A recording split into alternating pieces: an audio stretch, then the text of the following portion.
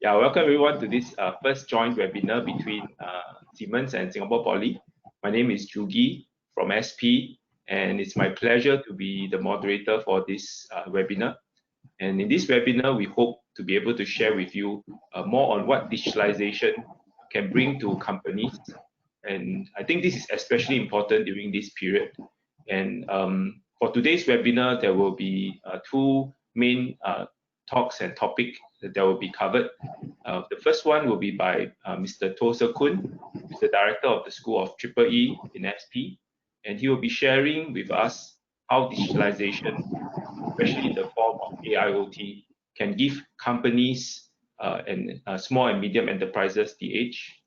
And this will be followed by Sean Senravarane, who will share how, in particular, the digitalization solutions from Siemens can help SME.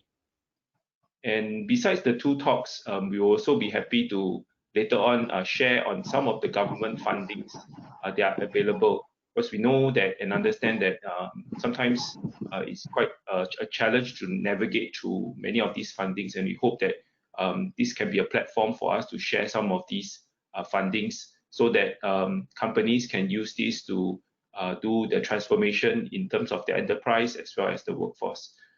So then finally, we will end off with some Q&A. So on that note, if you have any questions for the speakers in the midst of the presentation, feel free to put them in the question section. And depending on how much time we have left, the speakers will attempt to answer all, if not some of the questions. So without further ado, let me introduce our first speaker of today. Mr. Toh Se Kun is currently the director of the School of Electrical and Electronic Engineering, Singapore Polytechnic. He received his Bachelor of Electrical and Electronics Engineering with honours in 1990 and has a Master's of Science in EE from the National University of Singapore. He also has a graduate diploma in change management from the Civil Service College. And he brings with him more than 25 years of experience in the public sector, holding various management positions. And Mr. Toh's current focus is in the area of strategic overview and planning, human resource and facilities management, academic quality and environmental management, leadership and technical abilities in the field of engineering education. And he plays a key role in building up an innovative culture, bringing about continuous improvements in the school. And his main approach is to share innovative practices, systems, and processes to build capabilities and to capitalize on collaboration efforts with stakeholders and the industry. So Mr. Toh, with his experience, even if through the school working with many of the companies and in many of the technologies, would now like to come and share with us how AIoT can give companies the edge. So I will hand over the floor to Mr. Toh. Thank you, Juki, for your kind introductions. Okay, hi, a very good afternoon to the participants. Welcome to this webinar.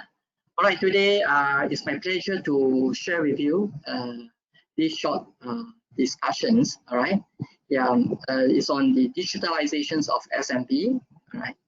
How AIoT can give companies the edge. So if you are from the SME, hope we can have a good discussions to see how you can capitalize technologies for your transformations of your business. Right. So next, please. Next, please. Yeah. Next slide. Yeah. Okay. So I think you have gone too fast. So previous. Yeah. Go back. Yes. Okay. Right.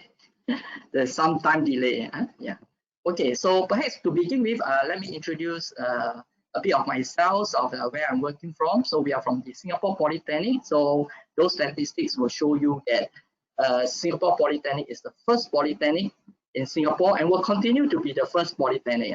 Okay, because of our establishment in 1954. So in short, I just want to share with you today, Singapore Polytechnic is a poly for all ages. So anybody who is hungry for learning, I have curiosity to learn and have something you want to look to forward yourselves, this is the place, this is the institutions. Okay, no matter how young or how old you are, okay, yeah, there's always a course from you, you know. And today we are proud to have produced 200 over K of alumni. And in particular, today I'm representing from School of Electrical and Electronic, and you just see this as a one-stop service. All right, through me, through our School of EE, you can reach out to the rest, because whatever problem we see, if we need our partners, we will all come together to see how we can co-solutions and journey together. Okay, next. Yes. Well, if you look at my faculty, in this case is EE, Electrical and Electronic. Okay, that kind of gives you a big picture of how the pillars, how the different pillars in EE is supported. So we are largely made up of different tech hubs. You know, so my faculty colleagues are all come from different expertise. Okay, all right. So we have from aerospace technology hub, AIoT hub, to all the way to autonomous transportation system hub. And you can see, more importantly, is that look at the industry partners, okay, that we have. Okay, so it is increasing by the days. Because why do we want to work closely with industry? Because we want to keep close to the industry to make sure our course stay relevant. Okay, and then we want to make sure that the employees, the new generation of employees that join you, you need not worry so much, because they will be so well equipped, you know, so updated. So by the time they join you and graduate from Polytechnic, they can straight away plug in. In that sense, we make them employable. We make them to be work ready, life ready, and world ready. Yeah. So in particular, today I will be focusing on one of them, the industry partners, which is Siemens. Okay, all right. So Siemens is located in our campus. We're very grateful to Siemens, you know, who share the same visions of the importance of building the talent pipeline. Okay, so through this Siemens digital experience centers that is located, that will be established in Singapore Polytechnic. Okay, we bring a lot of opportunities to SME, and indeed it is built for the SME. Okay, next, please. So you will see this. Come to pay a visit to Siemens Digital Experience Center at SP, and we will see if you bring yourselves a problem, okay, right, be it big or small, right, be assured that we will have the expertise to come and look at it seriously and co-solutions with you. All right, in fact, this is so strong that you can, from a problem to a simple, starting from a prototype, and then to go into CAD drawings, okay, using the solid edge, and then to simulate the interactivities of the parts before you really build into a physical product, right? And you can then translate that into a digital twin. So that, in the sense, the whole cycles helps you to really, you know, improve your efficiency and the turnaround time. Okay, so we, apart from that, we also conduct courses. Okay, so we know that after adopting a solutions, your workforce will need to be upskills to make sure to know how to do the new way. Okay, the old ways of very laborious way, you know, will be gone, and you are going to adopt a new digital way. So apart from transforming your industry, we also help to make sure your current workforce will stay relevant and upskills yourselves to adopt the new technology. So come and visit us. Yeah. All right. So after having thought about the centers, we are let's dive into digital transformations. So I suppose you all have heard about digital transformation. So it's basically using, tapping, you know, capitalizing digital technology to transform your industry. So what it means is must have bringing cost saving, you know, bring forth productivity, bring forth a better work-life, you know, environment for your industries, and higher output and throughput as well. So what is exactly digital transformations? I think importantly is that, does it make sense to you? Okay, it must bring benefit to you, you know, to make sure that you are better off. All right, and of course, people when talk about digital transformation is very worried about the cost of adopting technology, and not to say that whether your current workforce is ready for technology and whether you all have that technology expertise. So I want to assure you after this talk here, you can feel safe because here we have Siemens and SP. We are here to see how we can journey together. Okay, not only that, let's take a look at the government as well. Okay, next slide. Right. So we are very grateful we are in Singapore, where our government knows that they have an important role to help our SME. And just by looking at all these articles, you will know that the government is fully behind us, and it's really supporting SME to plug into the digital economy by transforming yourselves. And indeed, this is the time for you to capitalize with so much funding that is available. And how will you get to access this funding? Okay, later on I will touch a bit, and there will be a segment to help you to know that actually it is not that costly. Most importantly is that if we have a good problem, that can cut across industry and helps the whole industry to become more efficient and more productive through the use of technology, yeah, then I think we have a good propositions for the government to fund us.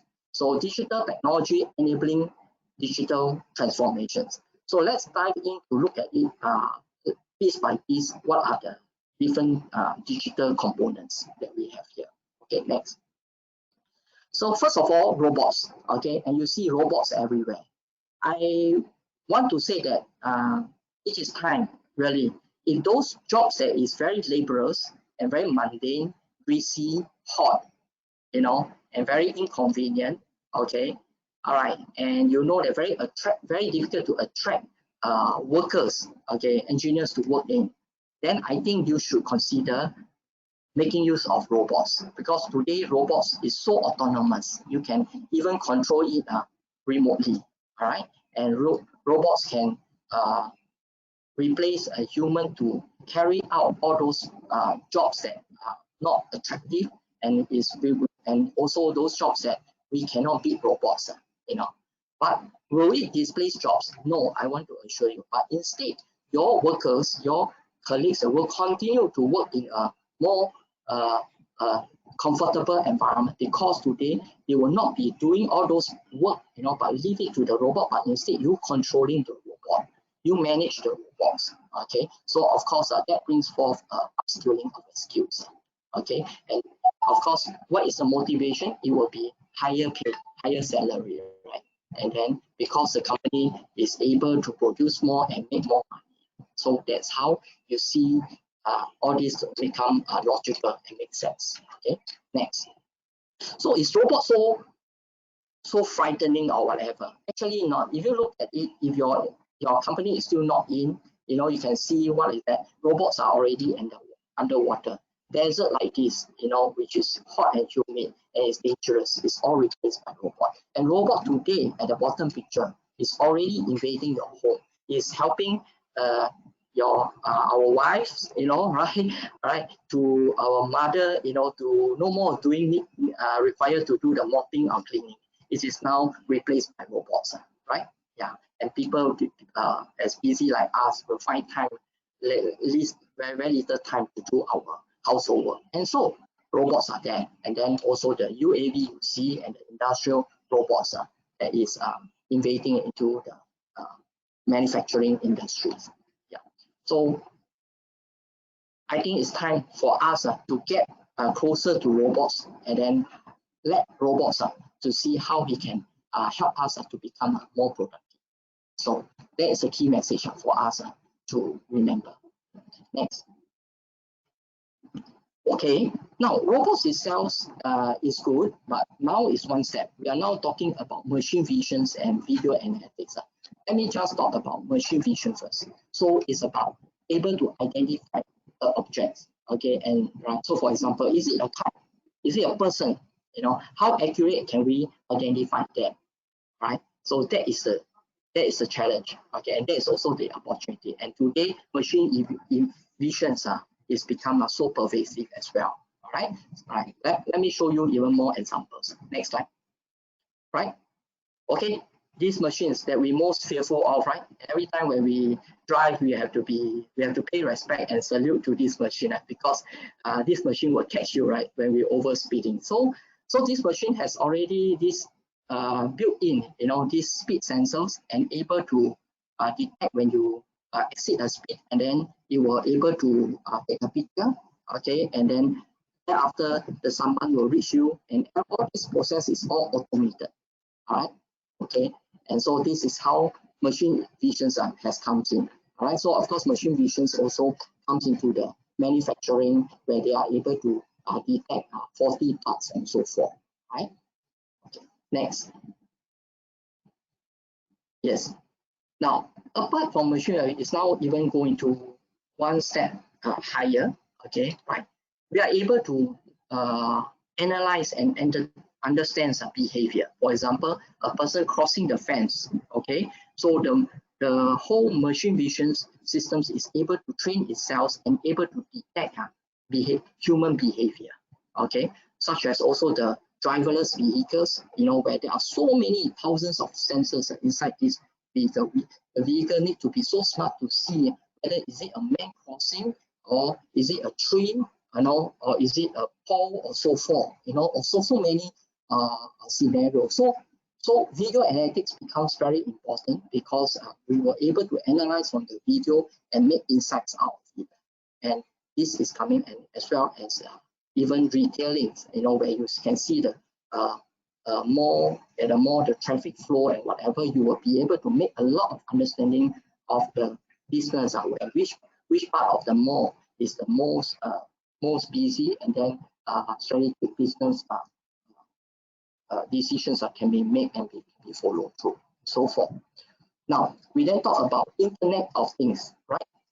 Okay, Internet of Things is really marvelous, okay, because without this, today we will not be able to enjoy the fruits of technology, because it is able to transmit information from one data point, from one place, remote, far away, miles and kilometers away, to another place, because it now connects two different people from two different places, a group of people from many different places, all are connected. So today we are connected.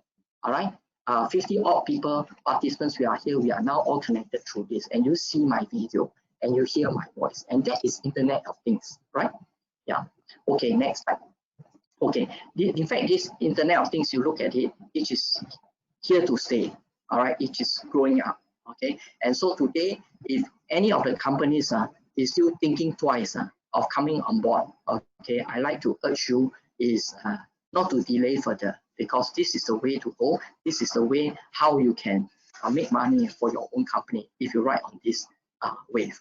Right? Thank you. Next slide. Okay, that's just to give you the evolutions. Okay, and you will understand why it is so fast and it is so serious. Okay, so IoT was started off with more of a hobbyist consumers, for people to understand and transmit, little toys and information to play around. Okay, then very quickly it moves into IIoT, which is the Industrial Internet of Things, where you find okay, deep applications in the industry. Okay, and now today, just last year, we are now already moving into artificial intelligence of things, where we are talking about edge computing. We are talking about edge core, right? In that sense, okay, where devices, if can make decisions there and there, they will make that decisions. So that's where autonomous vehicle that you see, autonomous aerial vehicles, the UAV that you see. And so this is going to come in strong, and it's going to apply across all industries. Okay, next.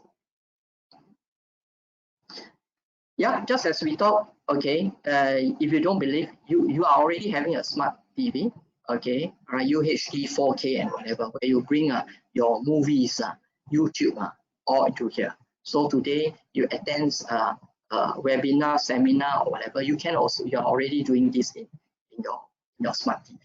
And so it is already arrived at home. And not to mention, it is already, gaining tractions, in the industries, from smart home to logistics to industrial IoT, healthcare environment. and even agriculture today. We just had a project and we completed, able to see the growth, the yield of the vegetables yeah, in this vertical farming industries and so forth. Okay, right. Next. Yes, while we're talking about video analytic, machine learning, and so forth, I'd like to also introduce AI, okay, artificial intelligence. So it is about adaptive learning. Okay, so the machines can learn by itself. The machines can learn and become smarter as it grows. Okay, how does it do? How does it work? Right? Next. Okay, next slide. Okay, right. You see AI and machine learning all also again, being very pervasive and gaining tractions in all industry. So behind this is about data.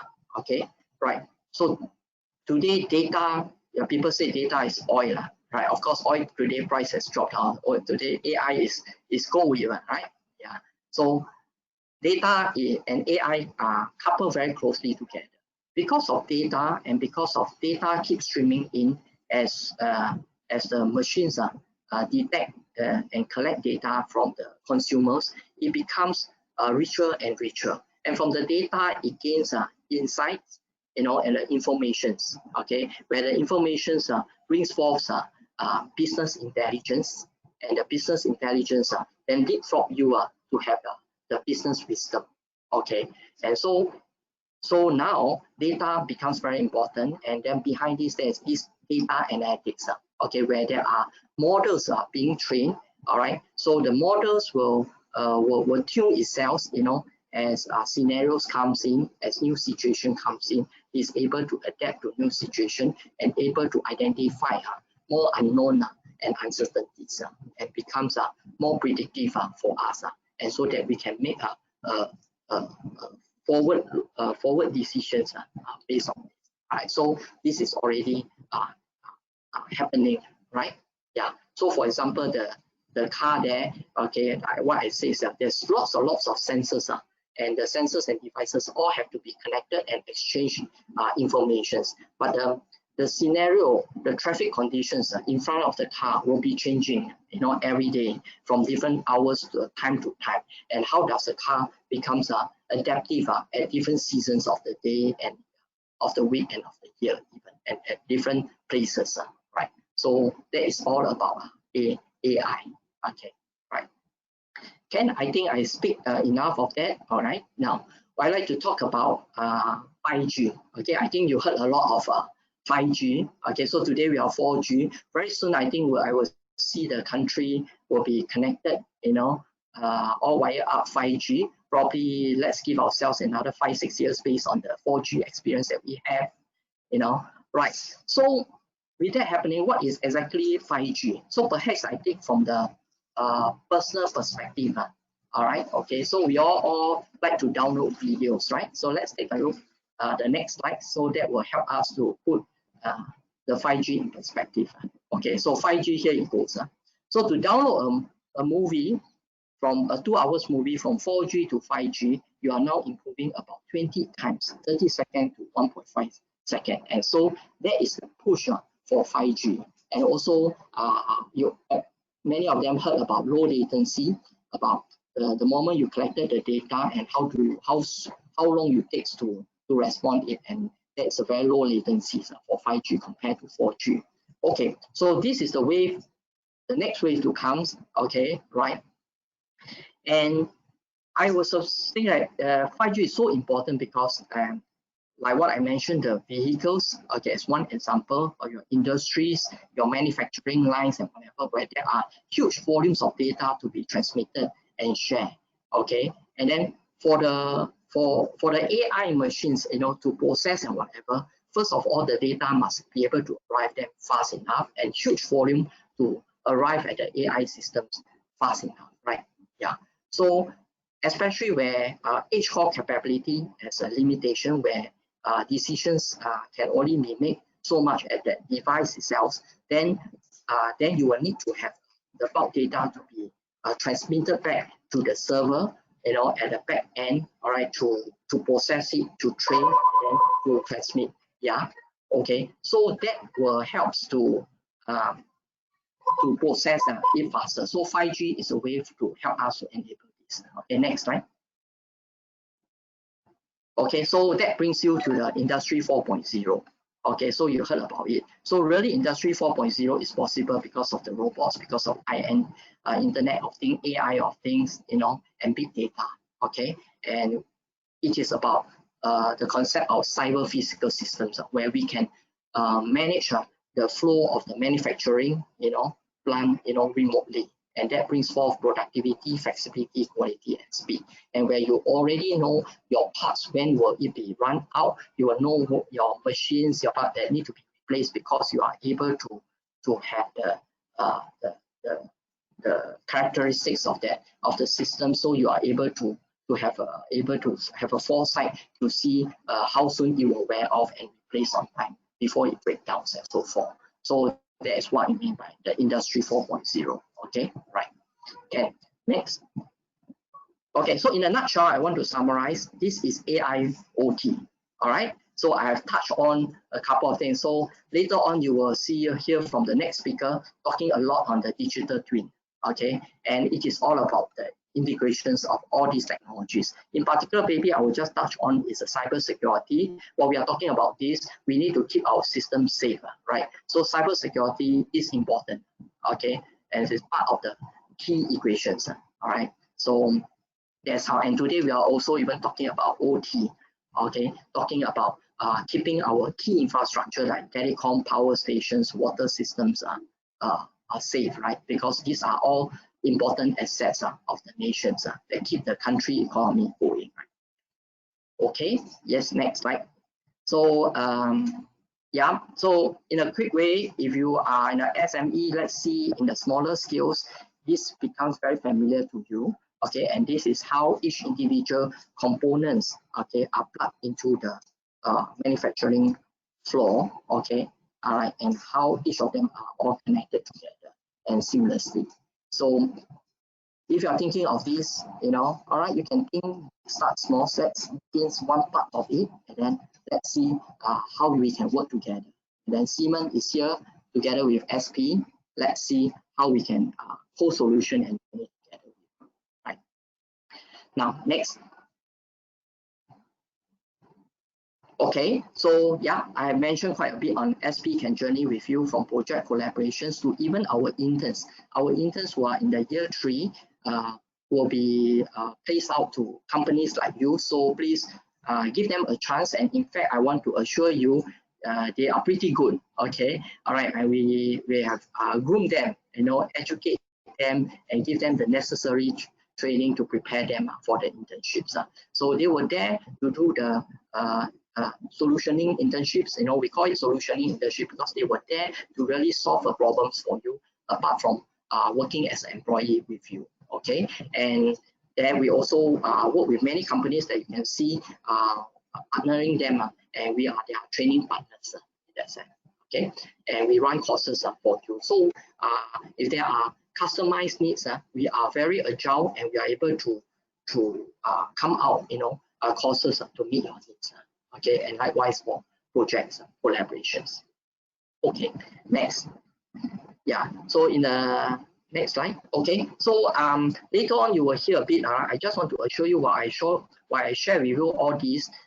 Those, yes, you will come at a cost, but thankfully we have our government who are here to support us. So you can see there are lots of funding available.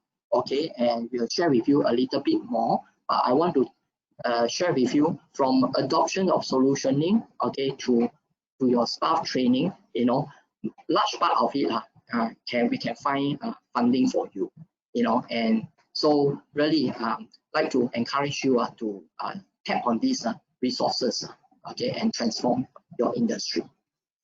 Next. Yeah. Okay, I think that's come to my end of my sharing. Okay, should you have any questions, please feel free to drop down your questions. I will be here and glad to answer them. Okay, so thank you very much. Back to Judy. Thank you.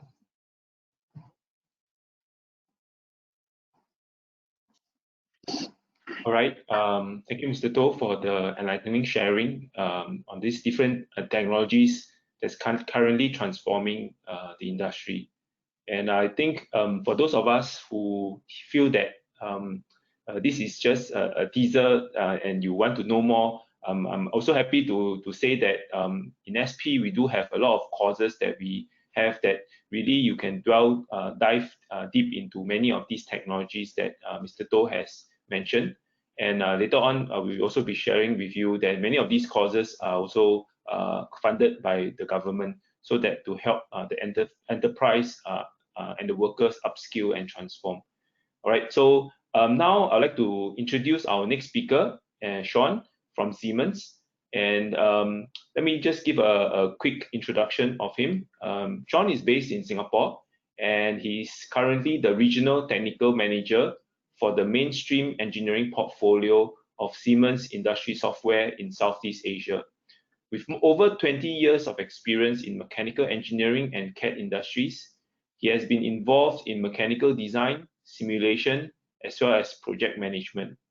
His primary role involves working closely with partner teams in the ecosystem to help businesses on their digitalization journey.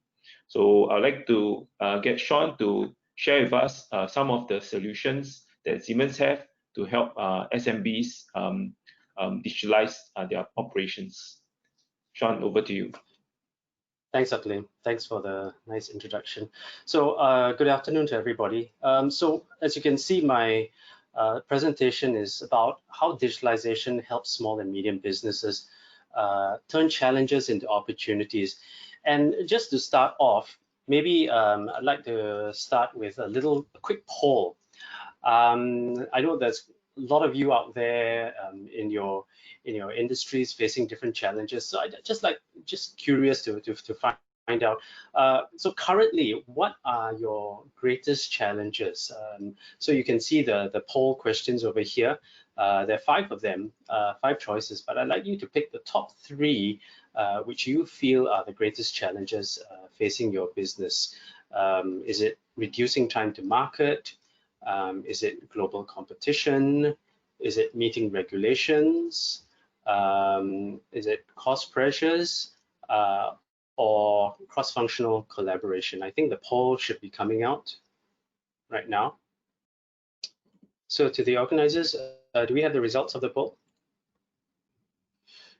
Okay, so great. Here are the results.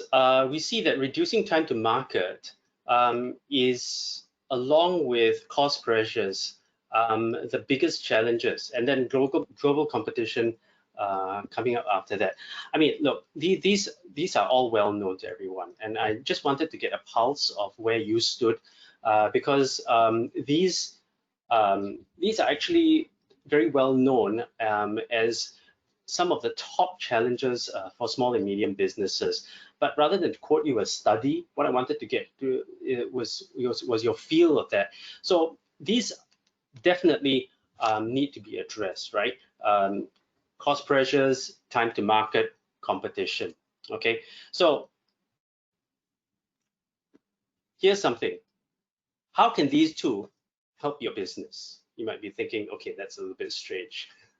But trust me, there's some sense into this, all right? Well, let's start with the obvious, okay? What is it about these 2 that you saw? Number 1, they're twins, all right? So you can see where I'm going with this, right? But over here, we're not just talking about any twins. What is it about twins? Well, we know that twins are basically very similar to each other, but not identical, right? Not completely identical. But the point that we're trying to make here is we're looking at the digital twin. Okay. Now, when we talk about digitalization, the digital twin is actually at the core of digitalization, right? So what is that digital twin? Basically, as you can see over here, an example, a digital twin will mimic as much as possible the real thing. And the aim is that by mimicking not just the look, but the behavior, the properties of the real product, you are able to see beforehand the strengths, the weaknesses, areas that can be improved, all without spending a cent in production and not just the cost, but the time as well. And that will drastically reduce your time to market. Okay, so here are some examples, right? Let's look at the example of a car before and after digitalization. Well, previously, what you used to do was, you design the cars on paper and pen and all that. But the bulk of the making sure that the car was safe was to do something which is physical testing, right? So you crash the car into the wall and we'll see what happens. Of course, we know that doing something like this is extremely costly, right? And then sometimes you'd have to do it repeatedly, and of course you get the final product. Now, what happens in digitalization really is that the product itself is conceived, designed in the virtual environment. And because we have the properties of this product, not just how it looks, but things like the weight, the material, the strength of the material, things like that, you can do a lot of this testing in the virtual environment. Again, before you build any prototypes at all, before you spend any money on tooling, okay? And this, while it doesn't completely eliminate the real world testing, what it does is that it actually drastically reduces it. So you cut down the number of prototypes, and by doing so, you cut down time and money. And of course, you get your final thing. Now, Maserati is one of our customers where they take advantage of the entire digital twin concept. All right. So basically, what do you gain with a digital twin, right? You're looking at things like speed, flexibility, quality, efficiency, and all underlined by the security of your data. Now, I'll take you through a little bit more detailed about what that means for you, and specifically these areas. So looking specifically at small and medium businesses, IDC, the International Data Corporation, they do multiple surveys, and one of the surveys that they took found that companies that invest in digital twin technology will see a 30% improvement in the cycle times of their critical processes. And now, what are their critical processes? There'll be things like concept design, detailed design, simulation, manufacture, installation, service, and management, and all the way back to the next round of their products. Now, I'm sure all of these processes are very familiar to all of you in the industry, right? You identify with them, and we need to get a hold of what it means to get these efficiencies in each of these processes. Now, for us, what we are looking at in Siemens is the next generation of product development, and specifically for for small and medium businesses, we're looking at a product called Solid Edge. Now, Solid Edge actually is able to tackle all of these. As you can see, these are the portfolio, the pillars of our Solid Edge portfolio. So we're able to tackle this wide range of workflow that's applicable to small and medium businesses. And I'll look at each of them individually. First of all, let's look at mechanical design. Now, one of the most important things that need to be mentioned about mechanical design. It's not just the design, but the frequency of changes. As you can see in Solid Edge, the ability to make last minute changes, the ability to do things like 3D dimensional dimensions, 3D dimensions on the fly is very, very important. Why? Because 39% of respondents say that frequent design changes are one of their top design challenges, as well as changing design requirements. That is 34%. So a lot of times you get files from customers, from suppliers, and you get a lot of legacy data. And sometimes the question is, how do we deal with them if I don't know, the history, and I'm unable to interpret the feature history or the design intent of my models? How do I deal with them? So synchronous technology actually gives you a way to say, I'm not going to bother about history. I'm just going to go straight in and edit. So this is very, very powerful tool and unique to Siemens. Now, next on the line of mechanical design, like I said, we are going into the next generation of design. What does that mean? Here is one of our partners, they're Shining 3D. So what they're doing is they're harnessing this new technology. Number one is 3D scanning. So you can scan anything, right? In this case, you're scanning a face. Why? Because relevant to our current situation, we want to make a face mask, but we know that many face masks are uncomfortable. So here is a way to scan your face and use the built-in tools in Solid Edge to combine both the scanned data as well as the 3D modeling data to make a perfectly fitted mask, a face mask for an individual. So it's completely customized, right? So this is a way of combining these new technologies, plus then it goes into 3D printing, all right? So 3D printing, as you know, makes it easy to do one-off customized low production kind of products, and there you get your personalized mask. Okay, so that's just one example of next generation design. Next is electrical design. Now, electrical design is very important. Increasingly, what we're doing is that we're finding that products no longer have just a mechanical component. Increasingly, in the things that you see all around you, from your phones to your laptops, everywhere, even office desks, include both the mechanical as well as the electrical design. But traditionally, what we find is that there's poor communication between the mechanical and electrical design departments, right? They have what we call a silo mentality. Now, we're trying to bridge that gap using an integrated product. So we have the Solid Edge electrical design, where you design the circuit from scratch, but not only that, very importantly is the ability to then take that circuit and do verification, just like you do verification on mechanical design. As you can see over here, on the electrical design, you're able to test for the flow of the current. You're able to test if there's a short circuit anywhere, or the current doesn't flow the way you want it. And then we put the electrical and mechanical design side by side. We can push the electrical design into the mechanical so that all the wires will automatically be there.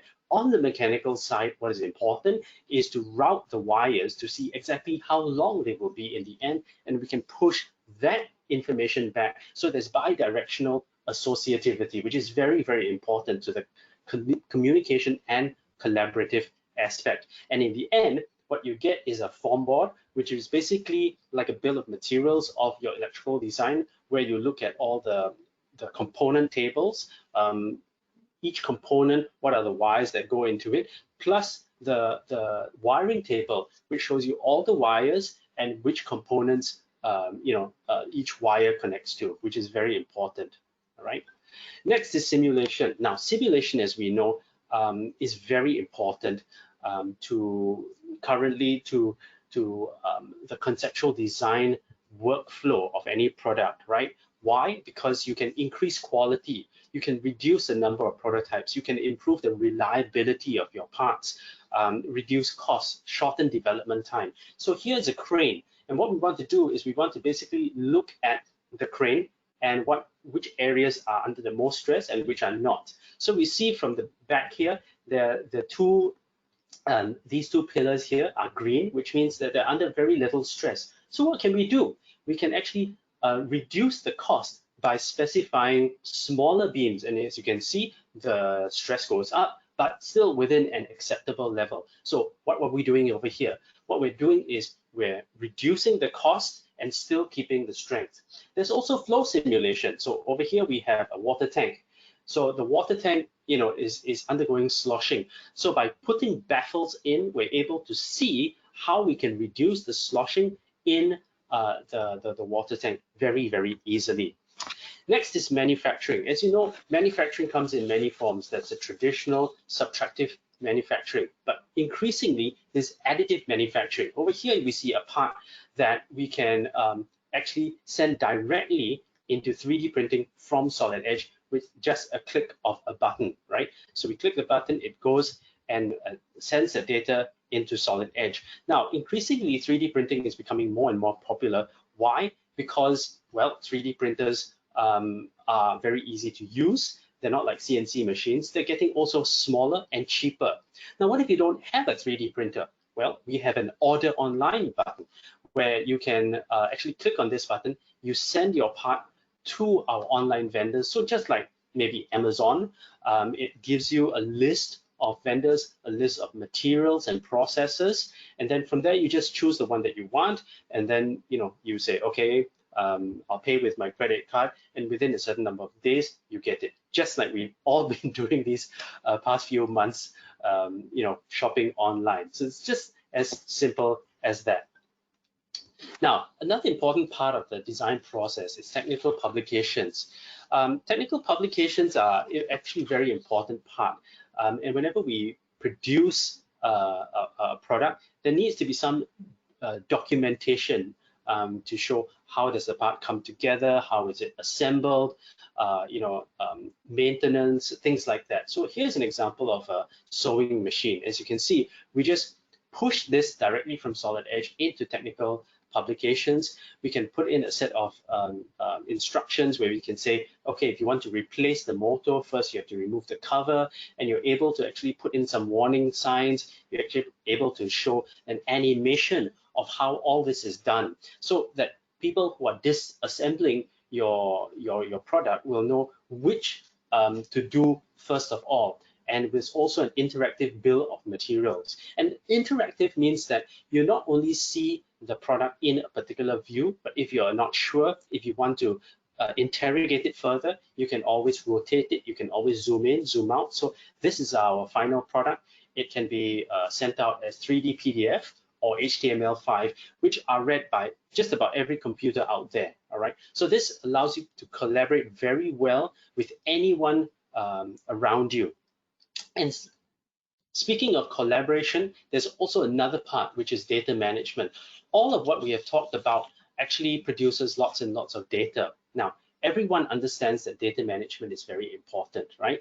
Why? Because we need to centralize our files. We need to access these files quickly. We need to name these files. We need to prevent duplicate files, right? Manage revisions. But not many companies that, in my experience, actually have put this into practice. And the reasons are because of cost and implementation.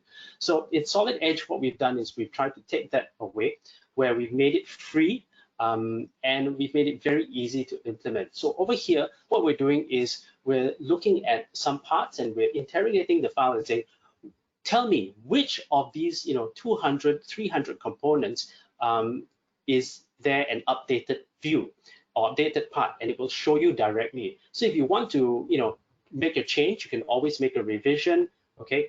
And over here, you can see once a revision is made, automatically it creates the revised drawing as well. So all of this reduces a lot of human error in the process. And lastly, speaking of collaboration, now, of course, with 4G, 5G, we're talking about cloud collaboration, not just collaborating within our company or within a small circle, but we're talking about collaborating outside. So we're talking about collaborating with customers, with suppliers. So with this, we've got the Solid Edge portal, which basically you can think of it as Dropbox for care. All right, it allows you to communicate all your files, your data with anyone, and the portal is free to sign up for anyone. As you can see over here, basically you have you're communicating your projects, and you can see them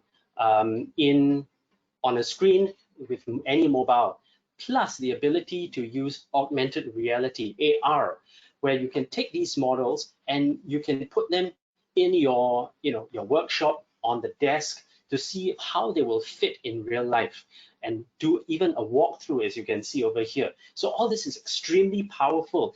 The person receiving your files could be on the other side of the globe, and they're still able to see how your product impacts their environment. So again, this saves you a lot of time, a lot of money without having to build any prototypes beforehand. So very quickly, let's go into the benefits of digitalization that we talked about. Number one, for mechanical design, there's better visualization, right? More effective reuse of existing data. For electrical design, integrating different domains really helps in that collaborative nature, which results ultimately in a shorter time to market. How about simulation? Well, you're able to evaluate multiple variants and reduce the number of prototypes required. Manufacturing, with the new manufacturing technologies, you're able to reduce the cost of rework dramatically. Like I mentioned, for technical publications, what you're doing is you're reducing the human error involved in, manually producing publications. With data management, very simple. Okay, you have more secure data, better handle of on your data. And finally, with cloud collaboration, you have improved collaboration, not just within your company, but outside of your company. Okay, so again, we all wrap it up into these four things: speed, flexibility, quality, and efficiency, and all underlined by the security of your data.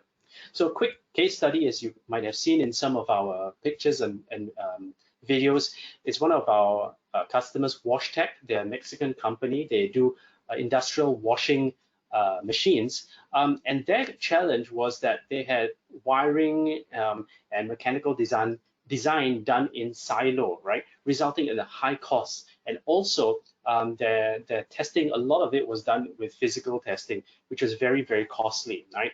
So by using our integrated solutions, mechanical design, electrical design, as well as fluid analysis, they were able to make a lot of savings, right? 80% in cost of goods, 65% savings in inventory, and 20% faster assembly. So I'll leave you with this, right? After seeing all of this, I think maybe you can ask yourself, where can digitalization take you? All right. So with that, I thank you for your time and can pass it over back to Dr. Lim.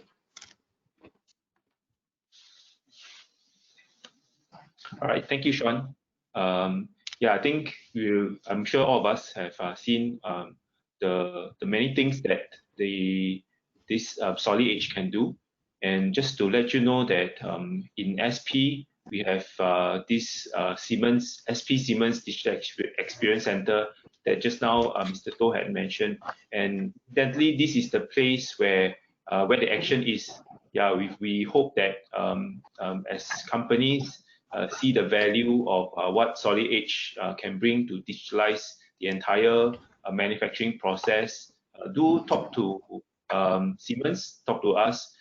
We can use the place really to develop different solutions. You can use the place for training, and there is many besides. I guess the what SP can bring into to your company, as well as what Siemens can bring with regards to the solutions. I'm sure you all are interested also to find out how can the government help in terms of the grants.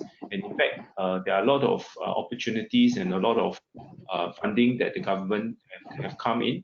And so this is the part that I would like to share next. And we won't go into too much of the details.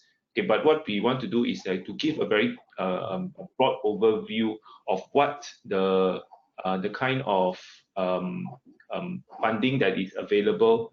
And if you have more questions, do reach out to us, and we will be more than happy to help to provide and how to point to the right funding source as well. So before I start, I think we are also open for questions. So if you have any questions with regards to the earlier two talks, as well as even as I go through all these funding, do put it inside the questions section, and then later on during the panel Q&A, we can talk about this. So maybe we can go back to the first slide just now. Okay. Yeah, so allow me some time to just run through some of these funding. Typically, for the government, currently, there are two main areas that the government in Singapore is seeking to help companies, especially, I would say, in the small and medium enterprise or businesses. Okay, so there is one part which is talking about workforce transformation, because we recognize that there is a need okay, to constantly upskill our workforce. And that's also where the IHLs, the polytechnics come in, because we play that role of helping to transform the workforce. And then there's another part which is on the enterprise transformation. So I'll cover that later on.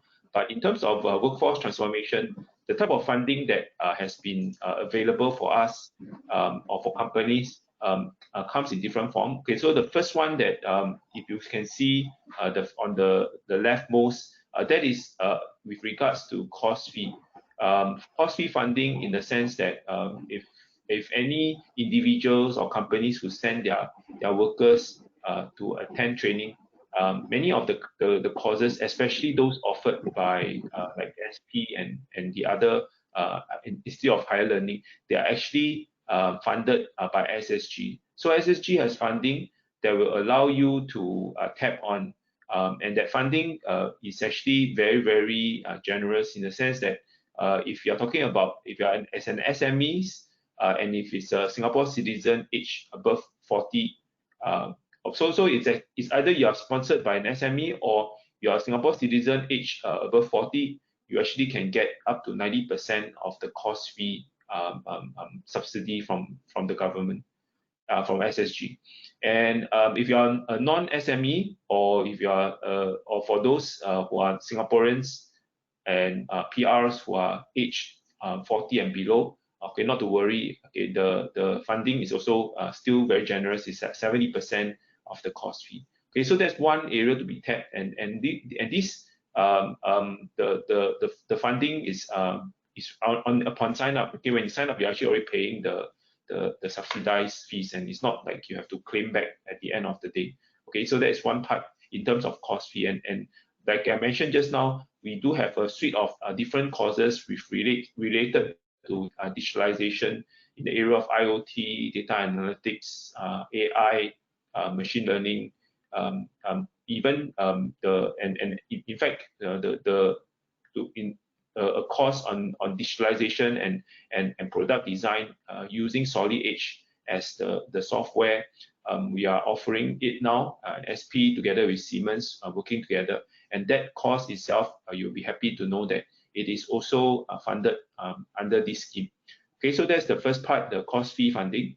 And apart from cost fee funding, there's also this enhanced absentee payroll. I'm sure many of the HR will know about this, whereby if you send your employees for this training, you actually get 80% of the basic hourly salary. Of course, it's capped now. It's capped $10 per training hours, but you actually get to claim absentee payroll by sending your employees to many of these courses that are registered in the Skills Connect network. Then we also have something known as the PCP program, which is the Professional Conversion Program. I'll talk about more about that in the next slide. But the PCP program, essentially when employees or the participants enter into the PCP program, the companies actually is able to tap on 70% of the monthly salary, again capped at $4,000 per month. And for those who are long-term unemployed, as well as Singapore citizens or mature Singapore citizens, the long-term unemployed Singapore citizens or mature Singapore citizens, those are 40 years and above. Okay, this monthly salary support can go up to 90%. Okay, so again, it's something that the Singapore government is trying to help to the workers to be able to upskill, to be able to even transit into another industry. So that's for the PCP program. And the other one is Skills Future Enterprise Credit, and this is where we are able to employers is able to receive a one-off $10,000 credit for any off-pocket expenses that they may incur in the midst of training their employees. So more of this information you can again look at on the website. The next one is job support scheme, and this is where we actually help to co-fund the wages of the workers. as they go through this period, especially during the COVID period. So this is again announced during the budget, where it can help company to offset the salary of the companies. Okay, so in a nutshell, these are some of the fundings that are available to help in terms of workforce transformation. Now let me go to the next slide, please. Yeah, so just now I mentioned about the professional conversion program, which is able to provide some salary support. But the program itself, what is it? There are actually a number of different programs. It's really again to help to transform or upskill or reskill the workforce. So this professional conversion program ranges from a place and train, where it is if the PMET were to enter into a new industry, they're hired by the participating employer. There is a certain salary support that, as I mentioned to you just now. And there could be also a redeployment kind of PCP, which is if the worker is already currently working in the company, but you just want to redeploy them into a new job role.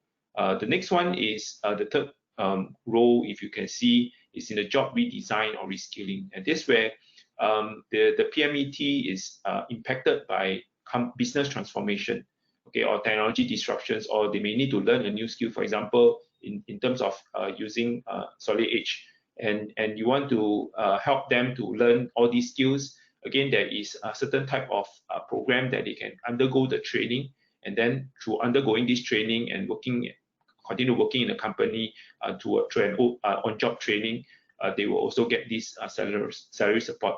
And then finally, you have the attach and train, which is more of like the companies do not have to actually have the option of whether or not to put the person on a permanent hire, or even just as a attachment, and just to see whether this is well suited, this person is well suited for the role. So you can see these are the many PCP program. And so for some of us, we just hear of PCP, but we didn't know that there are many of these programs. And where we're coming from is that, again, if you feel that some of these would be of value to your company, do feel free to reach out to us. We can have a discussion how to frame up some of these PCP program, not just for your company, but for the entire industry as a whole. Okay, now let me go to the next slide. And here in this slide, we are talking about not the workforce transformation, but here we are talking about the government grants that can support enterprise transformation. So there are a number of funding that is again available. These are generally administered by ESG, Enterprise Singapore. And the first one is in enterprise development grant. Here, this is where companies are looking for support when they need to transform their businesses in upgrading or innovation, or even going out into the international market. So these grants actually able to support up to 70% in normal circumstances, but currently because of COVID, some companies are able even to tap up to 90%. Okay, so the next grant I want to talk about is a productivity solutions grant, and this is where if the companies are needing to adopt the technology in order to enhance their productivity. So it could be IT solutions, it could be equipment, and I would think that this also applies to even like some of the software that just now was being shared by Sean. And we are able to tap on funding that supports up to 70%. And in fact, currently is, if you hear from the budget, it is actually until up to 80% until December of this year. And the list of the solutions, you can actually find it in the Tech Depot. And of course, we can talk about putting in more of these solutions inside as well. And finally, there is also the Market Readiness Assistance Grant. And this is where really primarily focus on for companies who are thinking of taking their business overseas. And that support comes from helping the companies to set up their overseas market, identify overseas business partners or potential business partners, as well as promotion to this overseas market. So this can be up to 70% and capped at $100,000 per company per new market. Okay, so there are of course many other type of grants, but I thought these are the few that probably will be more relevant to many of the small and medium businesses that are listening to this webinar today. So as I mentioned, do reach out to us, and we can definitely help you to see which are the more suitable fundings, as well as the causes that already have the government funding that will help to upskill your workers. All right. So that's all I would like to share with regards to the funding.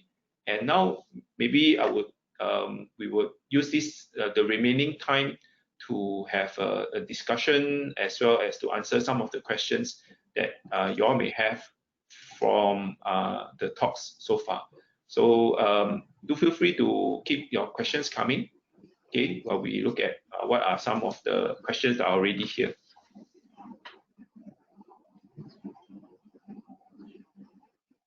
Okay, so just now there was a question. Maybe I would start the ball rolling by asking this question that have been sent out while the talk have been going on. And this question is to Mr. To, and he mentioned that Mr. To mentioned about how data is used to make decisions, with data analytics, with AI. And there was a question that asked how difficult it is when it comes to encryption. Okay, because I guess the thing is that in order to have security, I would suppose beyond just encryption, you are looking at having more reliability, more redundancy, and all these would mean more data. So what is the challenge there when we need this data to make decision? But I think yet this data would need to be encrypted, as well as you would have more data needed, because in order to make it more reliable and redundant. Yeah. Okay, right. This is an important question. So first of all, is to ensure that. Yeah, I think the sound is not coming through. Sorry. Yeah. Okay. So maybe. Is it better now? Can you hear me? Oh, yeah. Okay. Okay. Right. Well, indeed, it's an important question. Right. So to begin with, is to be selective of the data. Okay. To make sure we collect the right data. No point collect lots and lots of data, and then the data we cannot make use of it. So because the data brings forth insight, so that's the key thing. Now, so today the technology is stable, okay, and if you don't have the expertise, need not worry, okay, right? We can provide the expertise to help you transmit data, okay. So data is now secure, okay. Obviously, the module Jugi has mentioned about cyber security, data security. So all these there are proven, okay, data encryption algorithm and methodology. So all these are all complying to the standards. So this is not an issue. Okay. Now, and then how fast the data to be transmitted? Okay, will depends on the needs. Okay, of the problems. Okay, in terms of refreshing rate and frequency, and all this is still able to make possible, okay, with current 4G, if not the 5G is there, okay, right, yeah, and to now on the receiving ends, obviously, is about processing of the data, okay, and so that's where data analytics will comes in, okay, all right, and then there will be training models established to understand the data and to give you that decisions making. So in a nutshell, this whole cycle will say that is ongoing, and there are success and the establishment, and we knew in SP as well in Siemens we did a lot of such projects. So I will say that let's find a time to speak to us, and we will see how we can journey with you, all right, to look at your problem, and especially like what Jugi has mentioned, fundings are already available. So I'm sure with Siemens and SP, we can provide solutions for you. Okay, not to worry on this aspect. Okay, thank you. Okay. There's another question, talks about the PSG grant. Okay, just now that was shared. Siemens software listed as a pre-approved in this tech depot. Okay, I think maybe I'll answer this question. At this moment, no. Basically, I think we are trying to also see the interest from companies. And if there is interest, then we will go and get that part to sort it out, to get it pre-approved, so that company can tap on this as well. Yeah. So if there's interest from many of the companies listening in, I think do reach out to Siemens, and then we can have that and work towards that as well.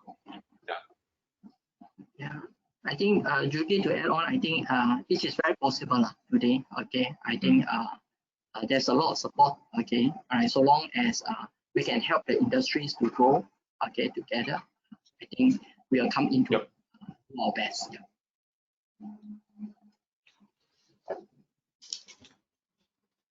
Any other questions?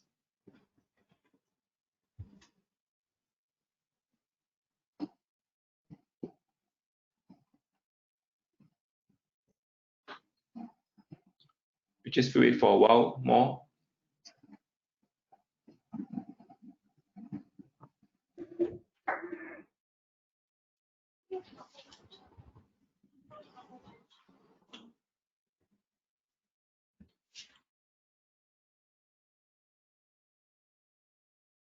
Maybe I would throw some questions on of my own to ask Sean, as you shared about what the solid edge can do and things like that. How would companies begin their whole process to engage and help, or to engage with to make use of the software and things like that? Yeah. That's a good question. Thanks for that. Yeah, so basically, we work through partners. So you can always come to us. We can put you through a partner. But I think the important thing is that we will. Every company is different. Every company has different needs. It's a different state of their digitalization journey. So speak with us. It's our job to determine, to look at where you are and to understand your concerns, your needs, your challenges. Basically, where do you want to be, right? And that will determine which is the first step. Obviously, it's not necessary to jump in all at once, right? There are a lot of factors that determine that, but it's our belief that any step, that first step, is very, very important to take, and then you will start to see the benefits, and then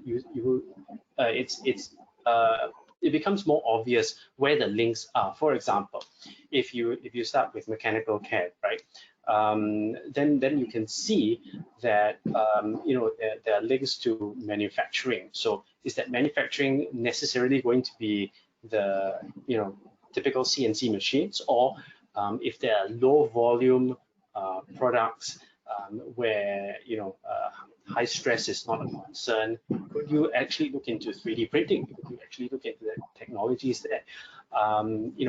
If you have an electrical department, could we look into collaboration and integration to reduce that?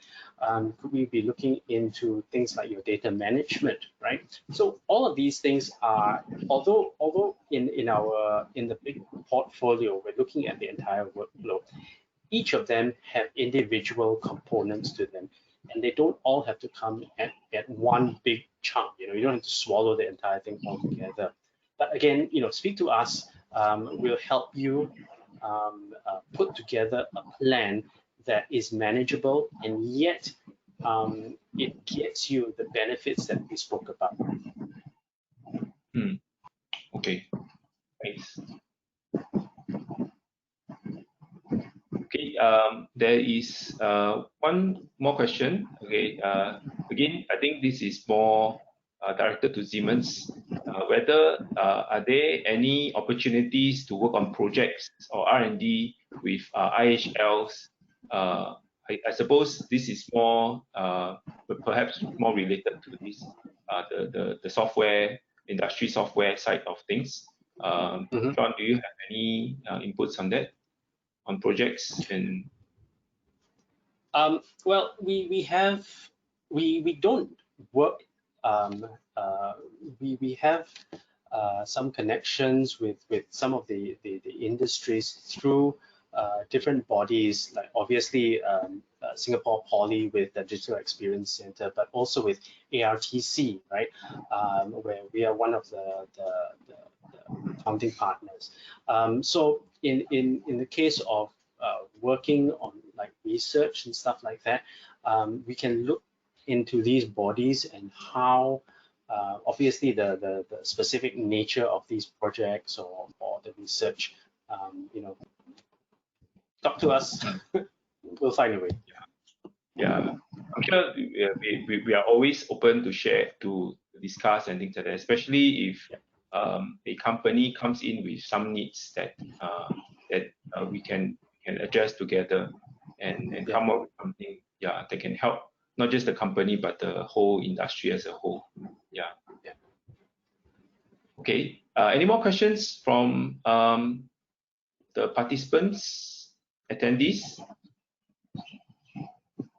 Or maybe some of y'all would like to share with us, because we're planning to have a few more of these webinars. So if you have certain topics that you think that you would want us to share and bring up, then this would be a good time as well.